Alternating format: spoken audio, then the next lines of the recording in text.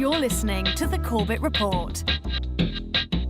CorbettReport.com.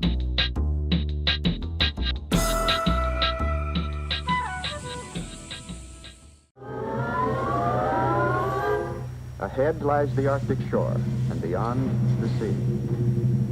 And still the little animals surge forward. Their frenzy takes them tumbling down the terraced cliffs, creating tiny avalanches of sliding soil and rocks, and seemingly indestructible lemmings.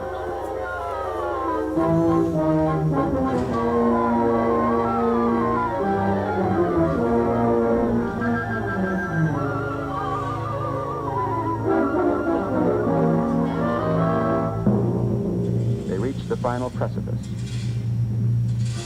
This is the last chance to turn back.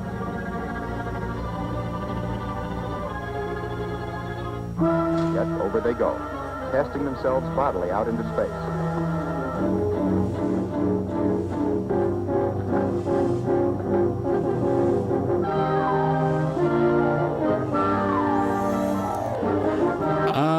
Yes, the incredible story of the Lemmings committing mass suicide, plunging over the cliff. We all know the story. I reference it often talking about lemmings jumping off the cliff, even though, interestingly enough, I know this is complete and total BS.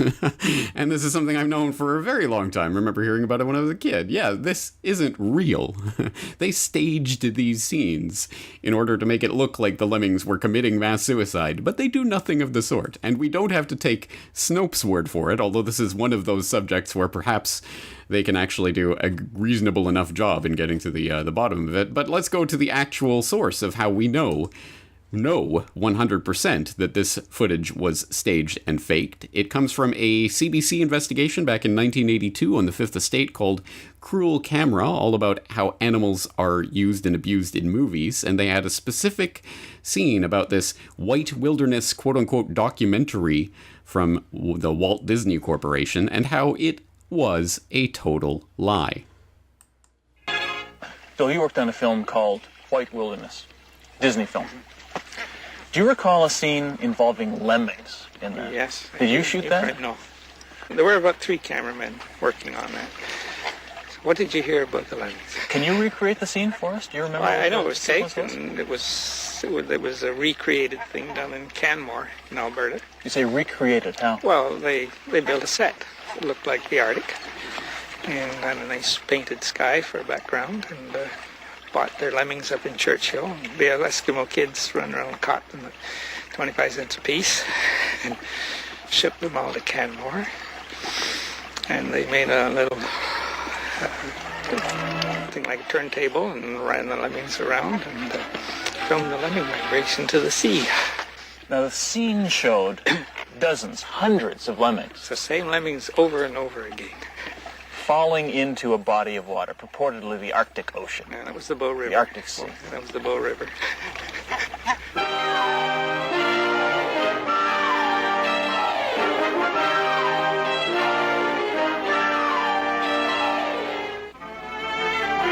It's not given to man to understand all of nature's mysteries.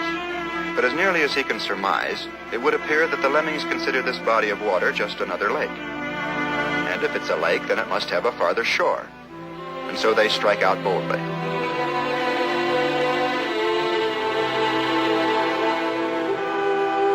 But gradually, strength wanes.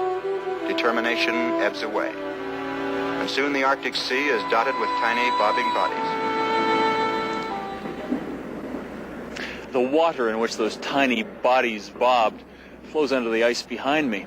Not the ice of the Arctic Sea, but the ice of the Bow River, which runs through downtown Calgary, about 1,100 miles south of the Arctic Circle.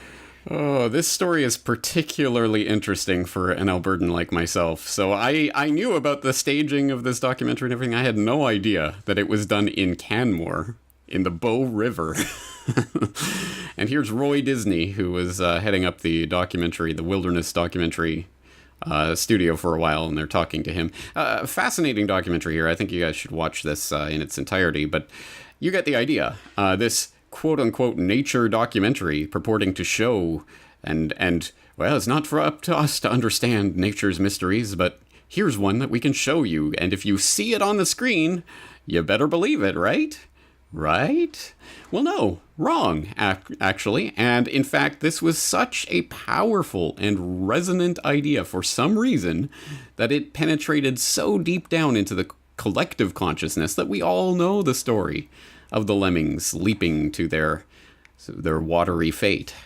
Well, isn't that strange? Isn't that odd? And isn't that a bit disturbing? Well, it can be. And there was this little exchange from the polar bear hoax propaganda watch that we did last week, where user Duck said, don't forget the story of how lemmings kill themselves, aka let's throw some rodents off a cliff and film them drowning, which fooled several generations of school kids, to which a Corbett Report user ManBearPig replied, oh my god, just checked. I was one of those school kids. I thought my 9/11 awakening was rude. This is just, not only did Disney lie, but as you said, the animals were herded over the bank of a nearby river and unceremoniously chucked into the water where they drowned.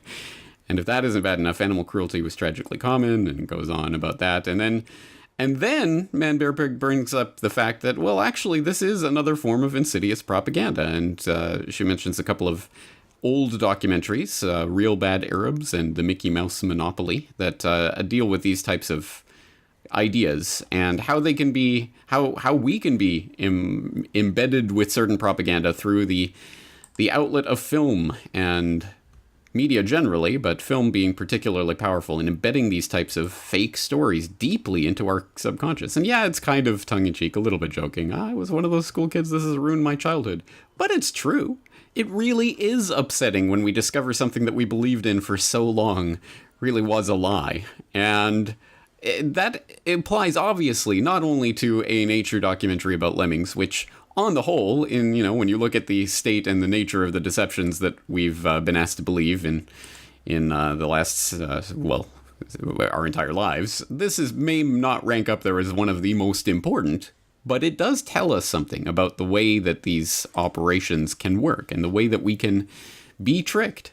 Even if it isn't for nefarious purposes necessarily, maybe, the Disney Corporation just wanted to fill the screen with something interesting to look at, and they went out of their way to do it, buying lemmings in Manitoba and shipping them off to Alberta to film them jumping off into the banks of the Bow and calling it the Arctic Ocean. I mean, just the extent that they went to trick the audience is, you almost have to take your hat off. They went to such extremes, but it does speak to something that is extremely important when we look at pop propaganda, and something that I am interested in looking at it closer. So ManBearPig has a couple of examples of things that people should be looking at in the way that film can distort our perception of the world. But of course, this is a topic that I'm very interested in and exploring in Propaganda Watch series. So I'm very interested in your other suggestions or recommendations along these lines.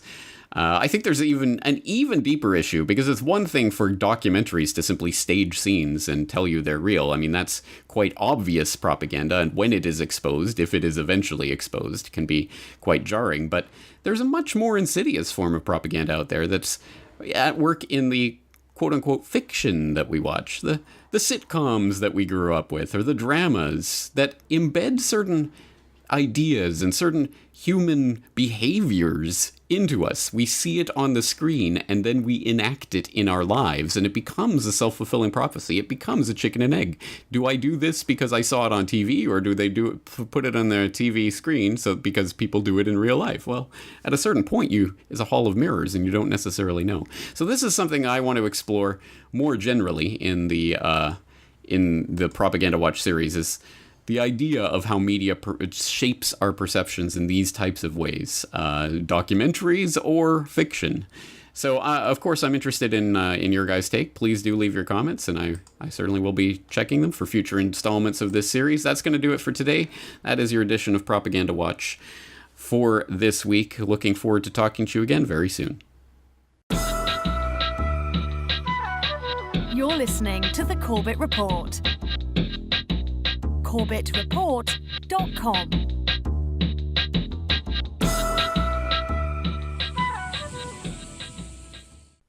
Welcome, friends. James Corbett here with this week's edition of Propaganda Watch. And this week we're going to be breaking down this doozy of an article from The Independent, Why You Shouldn't Read Conspiracy Theories About the Novichok Poisoning, Even If You Really Want to. If we get caught up in a culture of fake news, we're as bad as Donald Trump. I think you can see where this story is going already, but let's go there, shall we? This is by someone named Will Gore and was posted on the 5th of July 2018. We're obviously talking about the Novichok poisonings, which everyone will remember involves, of course, Yulia and Sergei Skripal back in March of this year, and their whatever happened in Salisbury, and right next to Pordendown, the UK chemical biological weapons testing facility, but it was the Russians. How do you know that? It was the Russians. But how do you know that? Stop asking questions. It was the Russians. And this story from The Independent is immediately in the wake of a second poisoning, which you may have heard about. This time in Amesbury, and involving Dawn Sturgis, who ended up dying from her injuries, and Charlie Rowley, who made a quick recovery. And this second poisoning was still breaking news when The Independent wrote this article, so there was not a lot of details available. But don't worry, The Independent is here to stop any thought crime before it happens and tell you why you shouldn't not just believe, but you shouldn't even read conspiracy theories about the Novichok poisoning.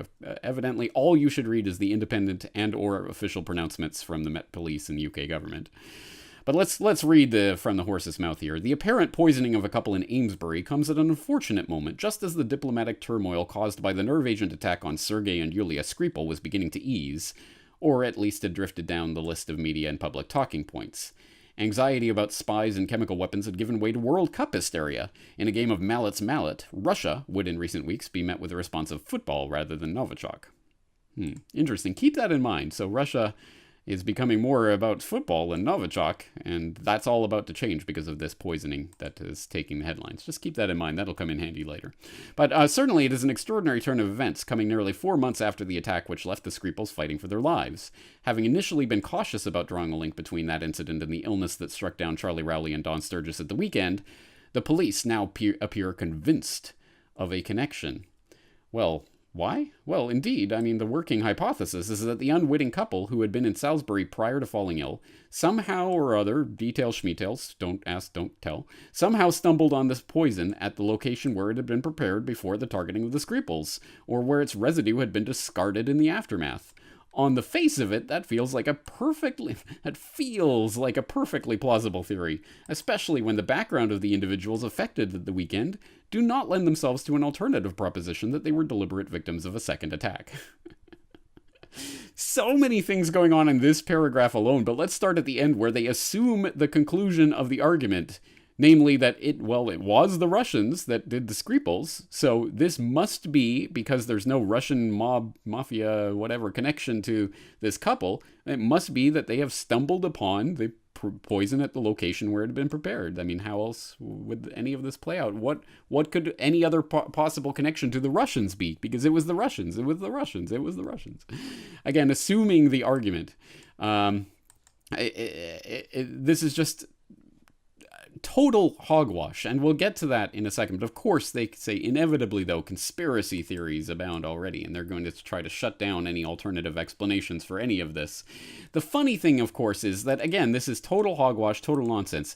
They somehow or other stumbled on the poison at the location where it had been prepared. What evidence is that based on? Oh, that's right, absolutely none. And in fact, again, this was written in the immediate wake of this Amesbury poisoning, but just a few weeks later, the MSM sleuths had solved the case, or some part of the case anyway, by actually, talking to one of the people involved, and found that no, they did not stumble upon some site where it was being secretly prepared by the Russian boogeyman or whatever. No, in fact, as they go on to say in this article, it's a bizarre story. You have to read it, but it's completely unclear. Somehow or other, this Charlie Rowley stumbled upon, found, bought, discovered, it's absolutely not made clear, but somehow or other suddenly got this perfume in Salisbury or maybe Amesbury, I don't remember. And he gave this perfume to Dawn Sturgis, and she put it on and got sick. Oh, well, you think, oh, well, then it's just those Russians with their Novichok. They must have left a bunch of stuff all around, right, in perfume bottles and what have you. Well, actually, this was a sealed case containing a sealed perfume container, which they had to cut open in order to get into. So What on earth is going on here? Well, you really won't find any answers from this article, only more questions. He described the bottle as glass with a plastic dispenser lid. It had come in a cardboard box, and Mr. Rowley believes it was all sealed and new. He said they had been out in Salisbury the night before they became unwell, and he could have found the bottle in the city or in Amesbury. He could have found the bottle. Like, what on earth? The grieving man admitted he had a habit of finding things, but said the gift he gave Sturgis on June 30th was a bad find. What the hell does any of this mean? What on earth is going on here? How does this relate to the Screeples? As the Moon of Alabama points out in its article here that you really should read, The Magic of Novichok, Deadly Agent Found in a Perfume Bottle, they point out all of the craziness involved in this, including, of course, the fact that we are led to believe that when the case of Yulia and Sergei Skripal, apparently it was some sort of gel-like substance that was smeared on their doorknob that they both touched, and that made them sick 4 or 5 hours later. But now this is some sort of highly fluid nerve agent in a perfume bottle that is making people sick in a matter of minutes, in a sealed perfume bottle, no less. So what exactly is this connection? How does this connect, and what does this mean, and how does this relate to the Russians? Well, again, don't think, don't ask, don't look for any evidence, because the Independent is here to tell you that you're just a crazy conspiracy theorist if you actually question any of this story and the craziness surrounding it. Now, it goes on to talk about blah, blah, blah, crazy alternative theories. And it says, doubts about the official narrative play into the broader conspiracy favored by online dissenters, which is that the British government, having been responsible for the Screeples' poisoning, it may or may not have been a total scam, depending on which branch of the conspiracy you prefer, is also behind the hospitalization of Sturgis and Rowley. The purported motive is to renew attention on Russia's supposed involvement in the Screeples case in order to dilute the soft power victory provided by its hosting of the World Cup, or alternatively to distract attention from Brexit. Taken to its most extreme version, this extraordinary idea effectively accuses the British state of deliberately poisoning UK citizens in order to further a propaganda campaign against the Kremlin.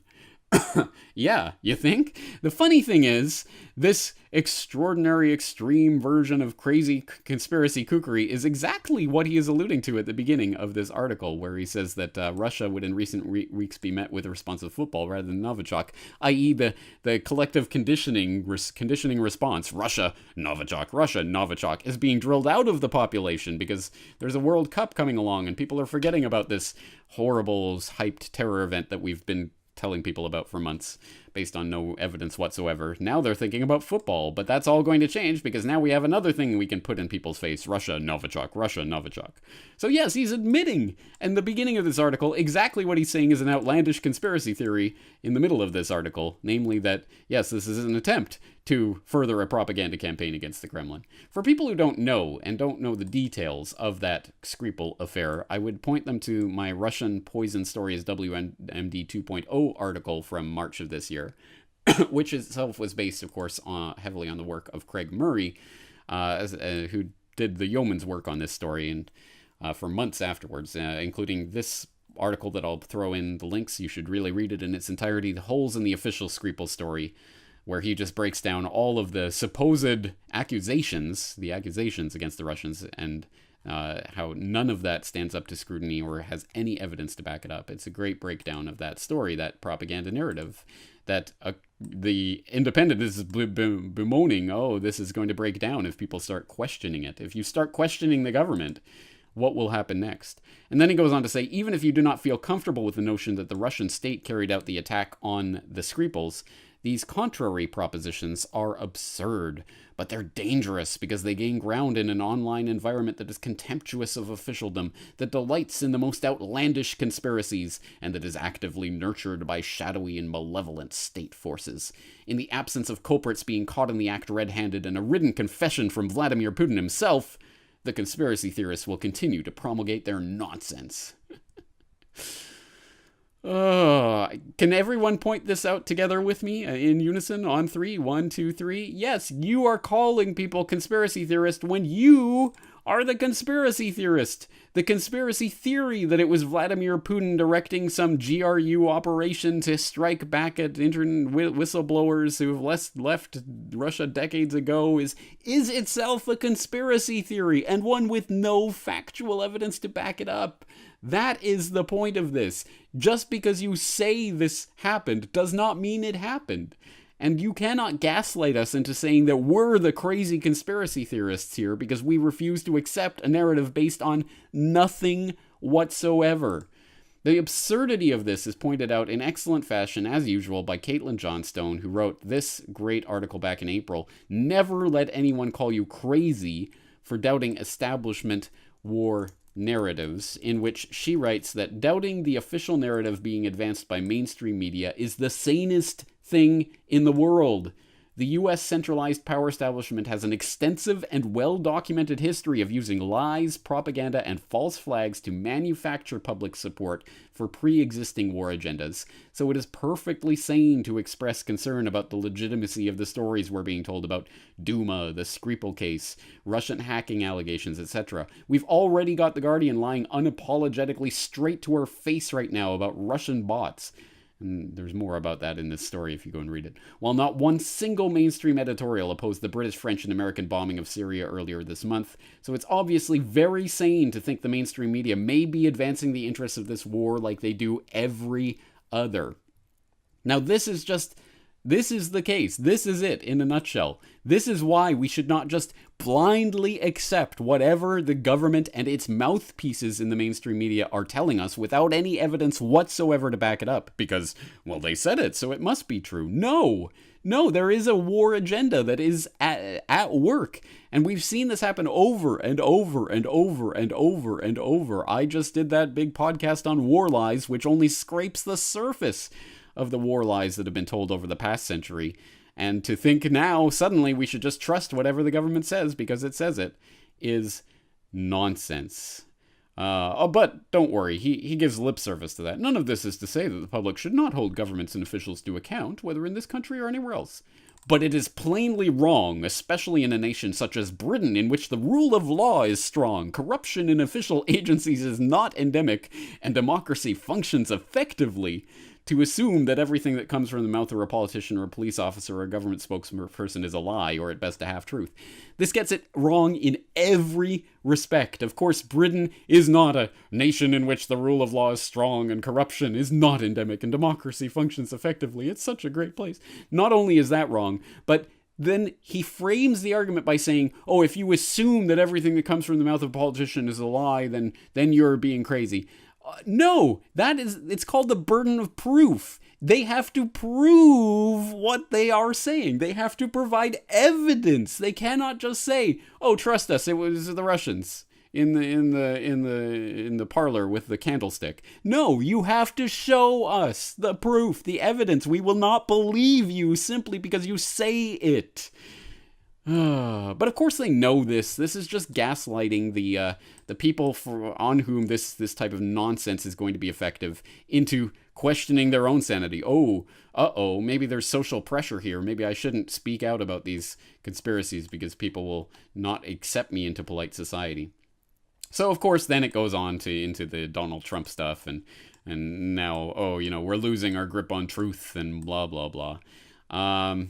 Blah, blah, blah. The alternative is believing that truth is to be found in the conspiratorial rabbit holes of the internet and in the mouths of men like Trump. We need to be better than that.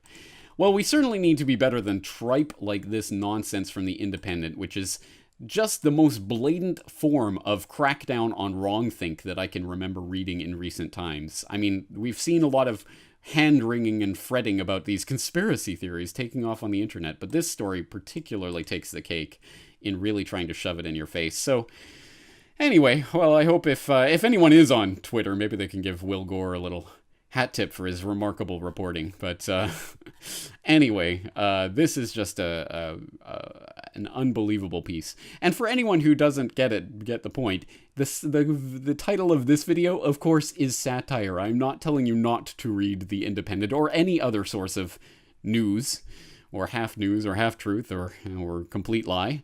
Read it all, sure. Read any source, absolutely. That's the only way we can get to the bottom of what is actually supported by the evidence and what is not. That's why I read the MSM as well as the alternative media. And I think everyone should be getting information widely. I'm not the independent here telling you what you should and shouldn't read, let alone what you should and shouldn't think. It's just disgusting the way they treat you like you're children, but you are adults, and that's why you are tuned into the Corbett Report. Thank you for joining me for another edition of Propaganda Watch. James Corbett here. Hope you're enjoying your summer. Talk to you again real soon. You're listening to the Corbett Report. CorbettReport.com.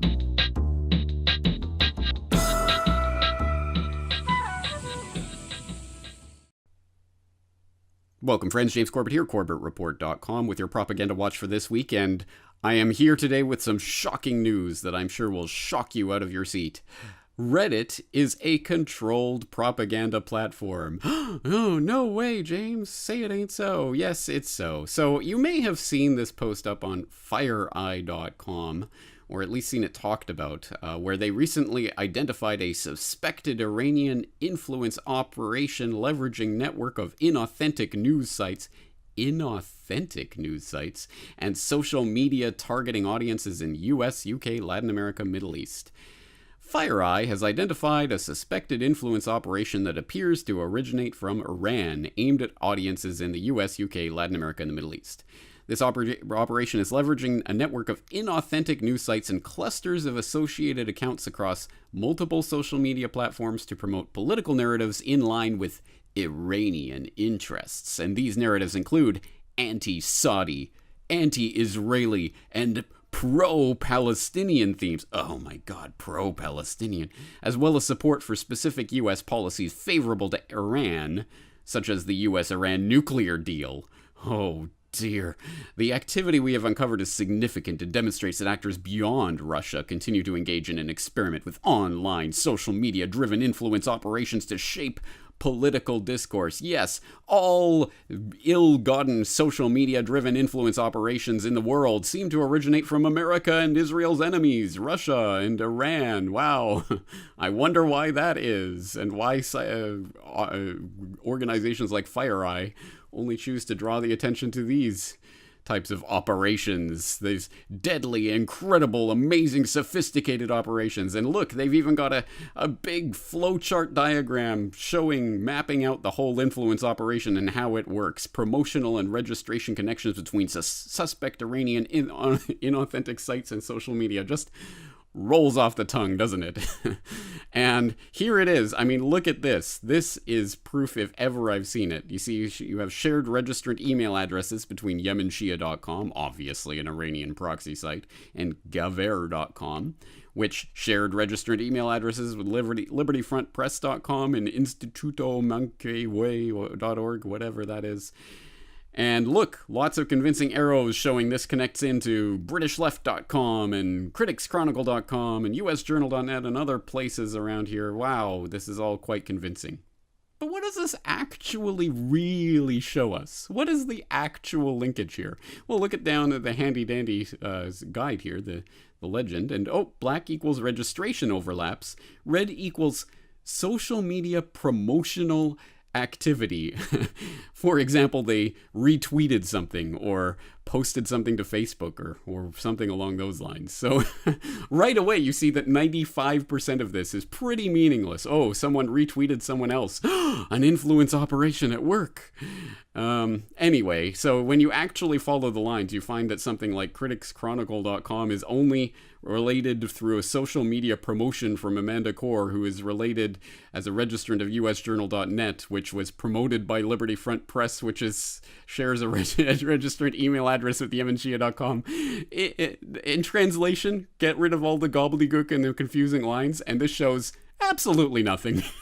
Truly, absolutely nothing. Someone connected to something, promoted something on social media that was then promoted on social media by someone associated with something that promotes something on social media proves nothing. They are making garbage up. Look, I have no dog in this fight. I have never even heard of Liberty Front Press or Institute Monk.org or Critics Chronicle or British Left or US Journal. I have never heard of any of these sites. I know nothing about them and their activities and what they promote and what they post. Hey, it could all be garbage propaganda for all I know, but all I know is this proves nothing of the sort. It is just made up hype and nonsense. But you will, as I say, probably have heard about this if you're on Reddit because, yeah, up on Reddit announcements, they had this big update on the FireEye report and Reddit. Last week, FireEye made an announcement regarding the discovery of a suspected influence operation originating in Iran and linked to a number of suspicious domains. So they have uncovered 143 accounts that they believe to be connected to this Iranian influence group. And the vast majority were created in the last 3 years, but a handful date back to 2011. This group focused on steering the narrative around subjects important to Iran, including criticism of U.S. policies in the Middle East, because only Iran's interested in that, and if you believe that, then you're an Iranian dupe. And negative sentiment towards Saudi Arabia and Israel. Again, only Iranian dupes could have any negative sentiments towards those countries. They were also involved in discussions regarding Syria. Syria and ISIS. Oh no! People are involved in discussions! Watch out, guys! None of these accounts placed any ads on Reddit, and more than a third were banned prior to the start of this investigation as a result of our routine trust and safety practices, supplemented by user reports. It breaks down the amount of karma these accounts had, most of them under 1,000 karma. The vast majority of them under 1,000 anyway, so not particularly influential accounts anyway. And blah, blah, blah. Here are some of the key users, examples. And then this is fascinating. Unlike our last post on foreign interference, i.e. about the Russian influence operation, the behaviors of this group were different. While the overall influence of these accounts was still low, some of them were able to gain more traction. And they typically did this by posting real, reputable news articles that happen to align with Iran's preferred political narrative. For example, reports publicizing civilian deaths in Yemen. These articles would often be posted to far left or far right political communities whose critical views of U.S. involvement in the Middle East formed an environment that was receptive to the articles. Listen to what they are telling you here. They gained traction on Reddit by posting real, reputable news articles that, happened to go against U.S.-Israeli policy and was aligned with Iranian political narrative, i.e. the truth, the actual truth, for example, about civilian deaths in Yemen from real reputable news sources. Well, if it's coming from this Iranian-linked operation, and how do we know it's Iranian-linked? Just trust us. But if it's coming from them, then the real reputable news about civilian deaths in Yemen is propaganda, and we should just discount it, right? Right? That's what they're telling you. The truth, if it goes against U.S.-Israeli interests and towards Iranian interests, is itself should be completely discounted and should be dismissed and shunned and banned from the platform. Do you see what they are telling you in black and white? This is absolutely incredible, and I'm glad at least some people are seeing through this for what it is. On the conspiracy subreddit, you had 3EG with this breakdown of the Reddit admin announcement that scared the bejesus out of me. And he points again to this exact thing that I'm highlighting here. They typically did this by posting real reputable news articles. And he says, really? They posted things they agreed with from reputable news sources, no less, to subreddits that may be receptive to their thoughts? Oh, burn them at the stake, will ya? And it would be an interesting day when you apply this to the Reddit as a whole. I guess 100% of Reddit users will be banned within 24 hours. That's the point here. Yes, posting real and reputable news to subreddits that would be receptive to that news. That is Reddit. That is what it does. That is what it's supposed to do anyway. So you're going to ban everyone on Reddit for doing that? No, it's just these accounts that are part of the Iranian operation. And then we're investing in more advanced detection and mitigation capabilities and have recently formed a threat detection team that has a very particular set of skills. Whatever that means. Holy smoke and mirrors, Batman. What threats not specified actually. This sounds very much like Cold War fear, them propaganda. What it amounts to is just stifling of free speech. And our actions against these threats may not always be immediately visible to you, but this is a battle we have been fighting and will continue to fight for the foreseeable future. Again, with threats without specifying it, and Reddit's special team are of course the good guys fighting the good fight. Dreadful comes to mind. Yeah, what threats? Seriously, really, specifically, lay it out for us. What is the threat of posting real and reputable news articles to subreddits that might be receptive to the information contained therein? The real, reputable, verifiable news about things like, mass slaughter in Yemen. What is the threat there? Really lay it out for us, because as Buttered Fingernails says in the top-rated post here, first it was fake news, now it's real news. It would almost seem as if the true problem is inconvenient news. That's pretty much it, isn't it? Now we see what the fake news meme was originally supposed to all be about. It was about inconvenient news. Oh, that political narrative, which, by the way, happens to be real and come from reputable news sources and is actually true and verifiable, well, that's still propaganda because it aligns with Iranian interests. Anything that does not align with the mainstream US-Israeli, whatever, the mainstream consensus is fake news, quote unquote. And what is fake news? It's just anything we don't like. That's what it means. And they're telling you in black and white. So I'm here to tell you, folks, in case you thought that Reddit was an actually free and open platform, it is not. I mean, I think everyone who uses Reddit knows that by now. And that's why I do not use Reddit. It's a garbage, nonsense-controlled platform with little pockets of sanity here and there, like in these types of threads. But few and far between these days. And admittedly so, as they ramp up their anti-Iranian influence operations with their secret detection technology, as they put on their secret decoder ring to ban anyone who posts anything they don't like, basically. So, that does bring to mind, though, well, if Reddit is controlled, what kind of posts are getting all the attention? What kind of posts are authentically and organically getting attention from the masses because they love whatever is being promoted? Well, let's take a look. Let's look at the top posts from the past week, and let's find, email every time, Weird Al just got George W. Bush sneaking a piece of candy to Michelle Obama is warming my heart. Oh, well, let's see what this top-rated post is. Oh, look at that. Oh, the unindicted war criminal is passing a little piece of candy to the wife of the woman who murdered all those people in Libya and Syria and elsewhere. Oh, isn't that?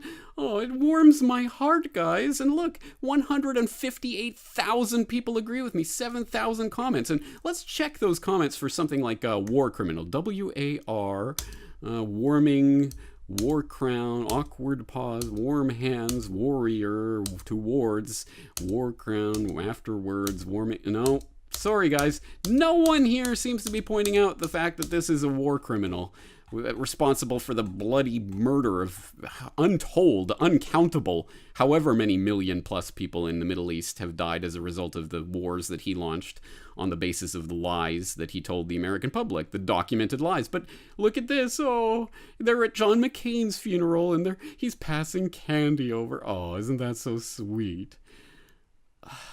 This is the authentic, organic stuff that is, trust us guys, totally organically upvoted in Reddit these days. Or let's go over to Reddit, the Pics subreddit, where we see just totally, again, top links from the past week, just totally organic military funeral stuff. And I did the math, it checks out. Yes, literally a picture of a Coca-Cola case is almost 100,000 upvotes for this. Because, again, totally organic, guys. This isn't advertising. That's just silly. It's just, it's funny. It's a 15-pack, 3 more cans than a 12-pack. Hey, I did the math. It checks out, guys. Oh, yeah, 9 fewer cans than a 24-pack. Oh, man. Let's all joke about that and upvote this picture of the Coca-Cola case to the front page. Again, I mean, it does not take an Einstein to figure out what is going on here. And the fact that Reddit is total garbage controlled propaganda platform at this point. Again, Not that most of you didn't know that, but just in case there were any out there that had any doubts about it, I'll put the links into all of this in the show notes so you can go through and check it out for yourselves. But just wanted to inform you, if you're on Reddit, you are participating in a highly controlled platform and conversation, and you likely will be banned if you post something truthful that happens to be a little bit inconvenient for the powers that shouldn't be. Just letting you know. That's Propaganda Watch for this week. Looking forward to talking to you again very soon. This is James Corbett at CorbettReport.com.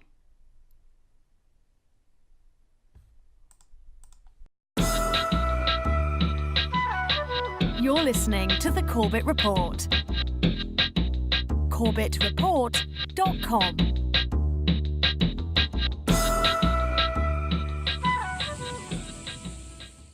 Welcome, friends. James Corbett here, CorbettReport.com, with your Propaganda Watch for the week of September 15th, 2018.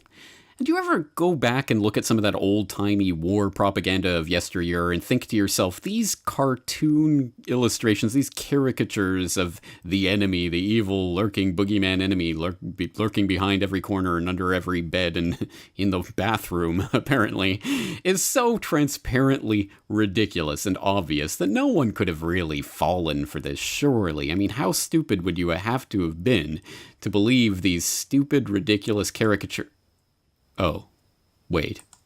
And then do you ever look at the stupid, ridiculous, cartoon-like caricatures of our current day and age and think that it's any different? I mean, do you think 50 years from now people might be looking back at some of this and wondering how anyone fell for it? Well, this comes to mind because, of course, in recent days I've been reporting on the coming false flag chemical weapons attack in Idlib, the one that Assad is preparing, according to the U.S. and its obedient lapdogs in the corporate-controlled media, Haaretz and others. There are no end to the number of outlets that are reporting on this.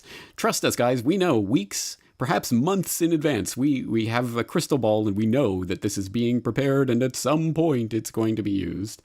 And don't ask us how we know specifically.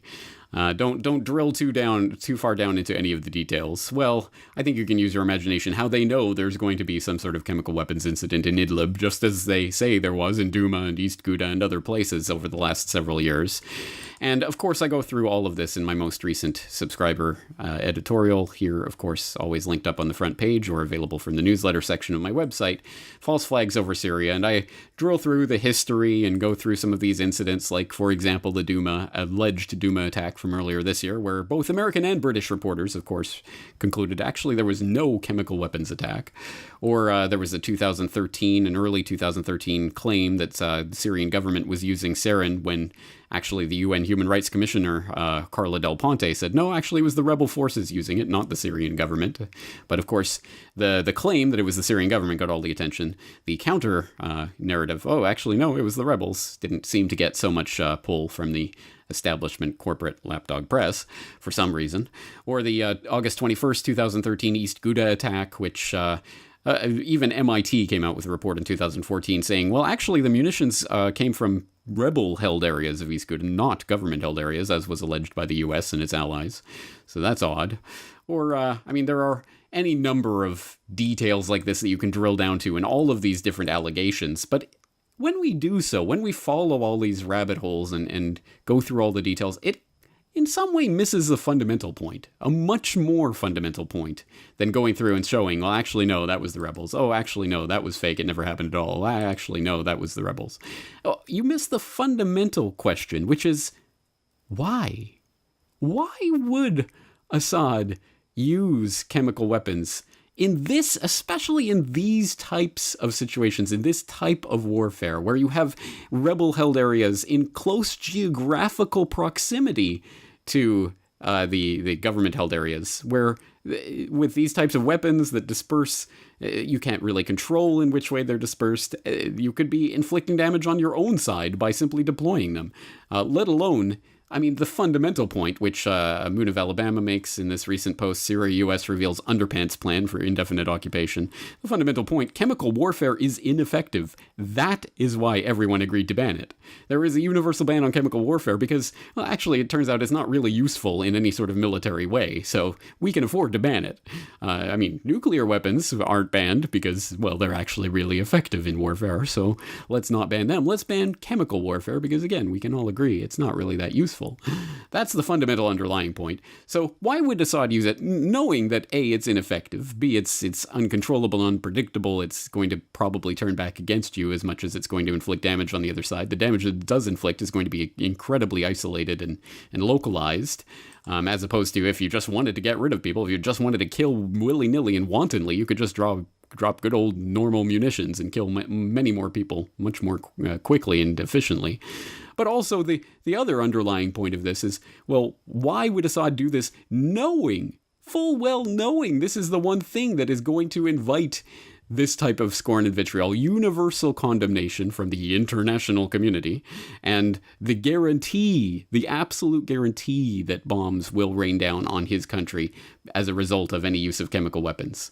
I mean, I read these controlled stories in the controlled corporate press. They're all painting the exact picture. Well, the U.S. already has war plans. They already know where they're going to bomb and what they're going to do in the event of this chemical weapons attack that we know is coming. So why would Assad turn to that level, especially when they're on the verge of routing the jihadis from Idlib?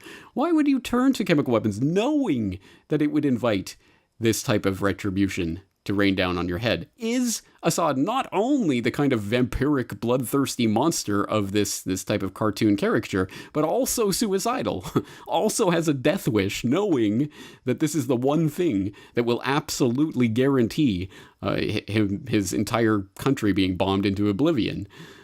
Well, that is a question, and believe it or not, the New York Times did at least pay lip service to giving an attempt at answering that question last year when these questions were being raised in April of 2017 during one of the previous chemical weapons incidents, in which they pinned this op-ed, the grim logic behind Syria's chemical weapons attack. And they raised the question quite explicitly. So why would Mr. Assad risk it all, outraging the world by attacking civilians with what Turkey now says was the nerve agent sarin, killing scores of people, many of them children? Why would he inflict the deadliest chemical strike since the 2013 attacks outside Damascus? Those attacks came close to bringing American military retaliation then, and in a stunningly swift reversal, Tuesday's attack drew a response from President Trump. Dozens of cruise missiles launched at a Syrian airbase. Let's not forget that back in April 2017, Trump and Tillerson were talking about, well, maybe there's a place for Assad, and maybe we should back off, and maybe we should let a diplomatic resolution come of this. And then there was this chemical weapons outrage, so there was the Syria strikes. And then in 2018, again, more talk about, well, maybe there's a room for the table for negotiation, and then the chemical weapons attack, and all of that talk is off the table. Any pattern going on there? But this is the question. Why? Why would he inflict this own goal, as it were, of the most ridiculous degree possible? And they even say, well, one of the main defenses offered by Mr. Assad's allies and supporters. And by the way, no, just for the 18,000th time, I am not an ally or supporter of Mr. Assad. I am not an apologist for the Assad government. The Syrian people can and should do whatever they feel like with regards to the Assad government and its place over them. But actually, at this point, there is widespread support for the Assad government, and you might want to consider why that is. If this type of cartoonish propaganda is true, why are so many Syrians on the side of Assad? And just another question, maybe, to raise in all of these whys, but they do provide something of an answer here. And they talk about Dr. Monzer Khalil, Idlib province's health director, said such extreme tactics aimed to demonstrate the government's impunity and to demoralize its foes. It makes us feel that we are defeated, said Dr. Khalil, whose gums bled after he was exposed to scores of chemical victims on Tuesday. The international community will stay gazing at what's happening and observing the explosive barrels falling and rockets bombing the civilians in the hospitals and the civil defense and killing children and medical staff without doing anything. Militarily, there's no need, but it spreads the message. You are at our mercy. Don't ask for international law. You see, it doesn't protect even a child. So this is the logic that they want you to believe is behind 7 years now of Assad wantonly bloodletting of his own civilians, killing, well, fill in the blank. I mean, whatever number is being thrown around, 250,000, or I'm sure it's up to 500,000 by now, whatever number they're throwing around this week, all of them dead at the hands of Assad, this bloodthirsty, literal blood-drinking tyrant monster who just for whatever reason, has such an insane bloodlust and a suicide death wish that he's willing to let the chemical weapons fly on his own populations, just to spread a message that you are at our mercy. Because apparently killing people and whatever else he's doing, at least according to the narrative, isn't enough. It has to be with chemical weapons specifically. Again, this is the sum total of the New York Times attempt at trying to tell you why Assad is such a suicidal maniac.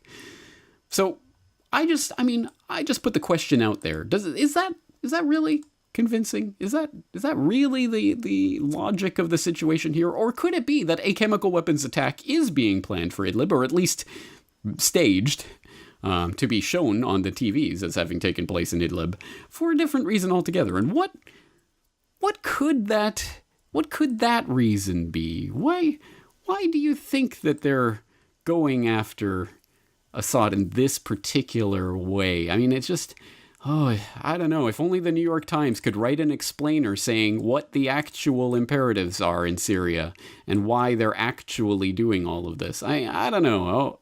I guess it's just a mystery that will never be answered. Right, guys? Anyway.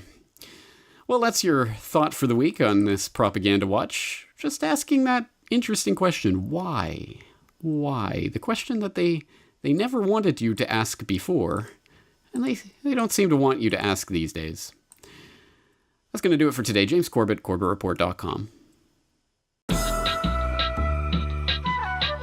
You're listening to the Corbett Report. CorbettReport.com. Hello, friends. James Corbett here, CorbettReport.com, with your Propaganda Watch for this week. So, do you remember at the beginning of the year when I did my first annual Fake News Awards, and I offered the Fake Eco Scare of the Year award to that story about the starving polar bear from National Geographic?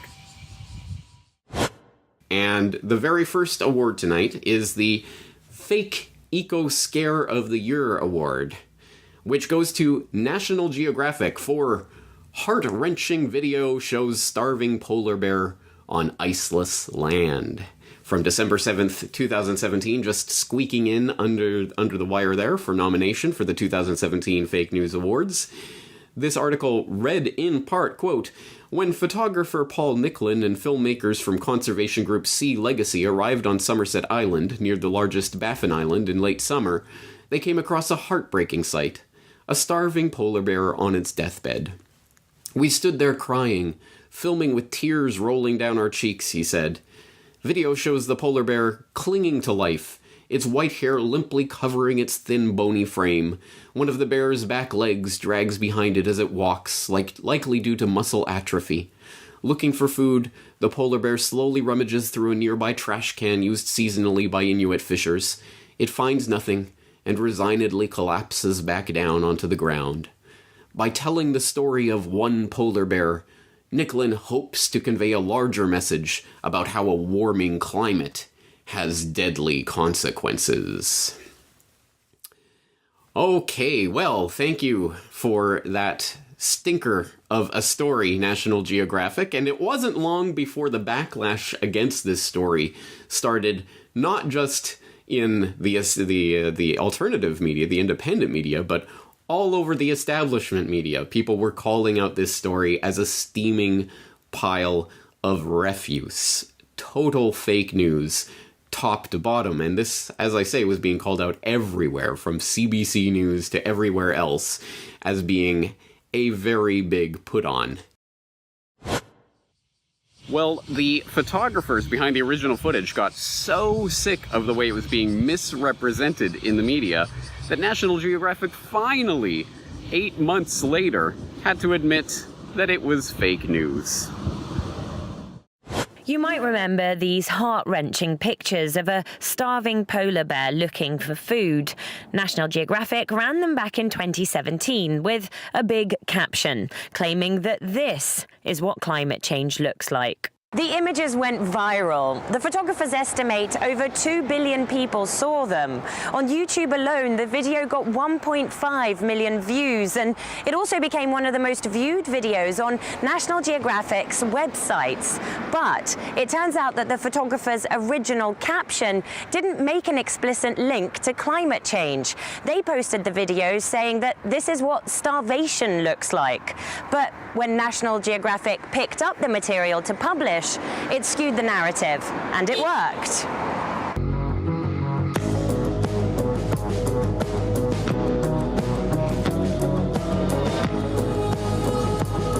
This is one bear. It's not a once-off, is it? I mean, and there's the expectation that as climate change continues, that this kind of image is going to be amplified again and again. But that viral success troubled the photographers. It was not the message they intended for viewers. The mission was a success, but there was a problem. We had lost control of the narrative. We were perhaps naive. The picture went viral and people took it literally. Well, now National Geographic has been forced to admit that it went too far in linking the dying bear to climate change, and that there's no way of telling exactly why the stricken bear was on the verge of death. Well, that's right. Yeah, oops, sorry, we went a little bit too far and inserted an agenda and a narrative in there that had no business being in there, but oopsie. And in a sense, they win in the end, don't they? Because now 2 billion plus views for that footage and those images under the false and misrepresentative titles, it's already made its mark on the public's imagination. Wow, starving polar bears must be climate change. Ooh, imagine my shock at the idea of climate change being shoehorned into stories, anything whatsoever to do with the environment. Oh, that would never happen. Well, actually, just this past week, the LA Times had this humorous story about how climate change is cranking up the temperatures of California's heat waves, in which the main scientist that they are citing in the article goes on in the article, buried several paragraphs deep, of course, to say that he does not think climate change has anything to do with the current heat wave in California.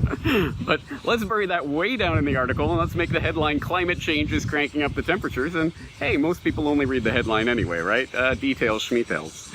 This is the way it rolls. This is how it works. This is how you convince the public of something that there is no factual basis or evidence for. So, anyway, a valuable piece of propaganda to study this week in terms of how you can successfully run a propaganda campaign, even if you retract it later.